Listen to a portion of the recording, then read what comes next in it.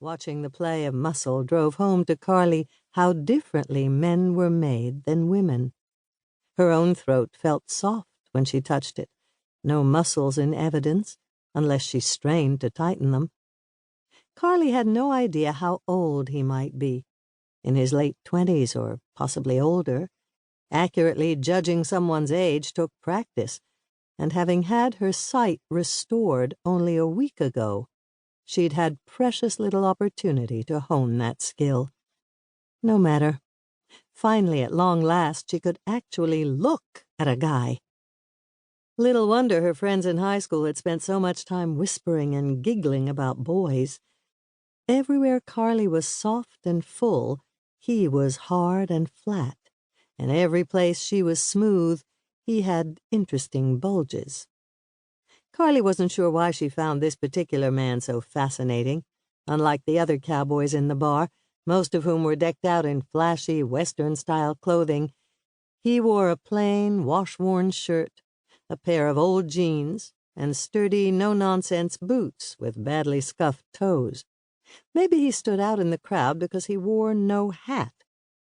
Or maybe he was just so handsome that he drew the female eye. She honestly couldn't say if he was attractive by societal standards. She only knew she found him intriguing.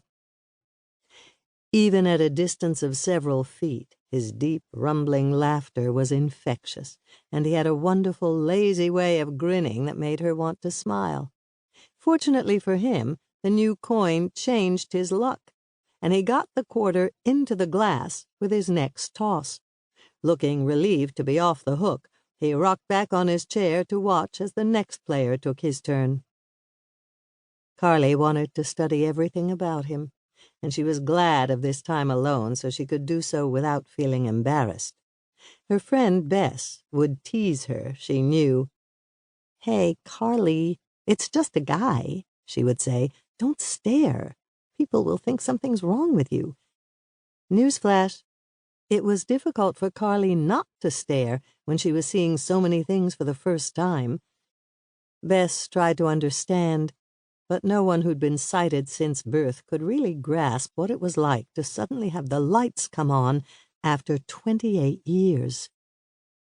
Carly decided that she especially liked the way the man's shoulders and chest filled out his shirt. Every time he moved, muscles rippled and bunched under the cloth.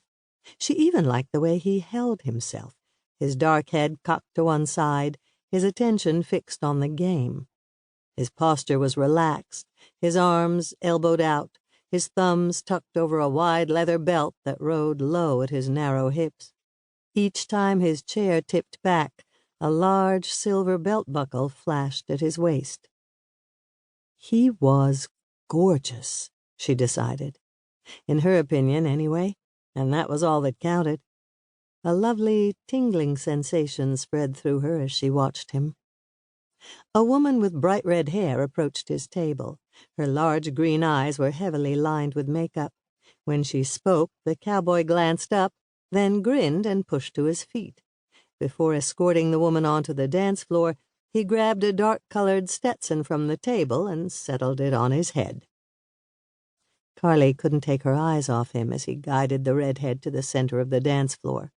At a distance, she had trouble keeping him in focus. One moment she could make out his features, the next he was a blur. When the music started, the pair began dancing, their feet executing the steps so quickly that Carly couldn't follow them. The cowboy swung the woman with an easy strength and polished precision, shifting his hold on her hand so she could duck under his arm. Occasionally, the redhead sidled away to cut circles around him, her boots tapping out a fast tattoo, her denim-sheathed hips and legs moving with seductive grace, her long hair cascading down her back. A sharp pang of envy moved through Carly.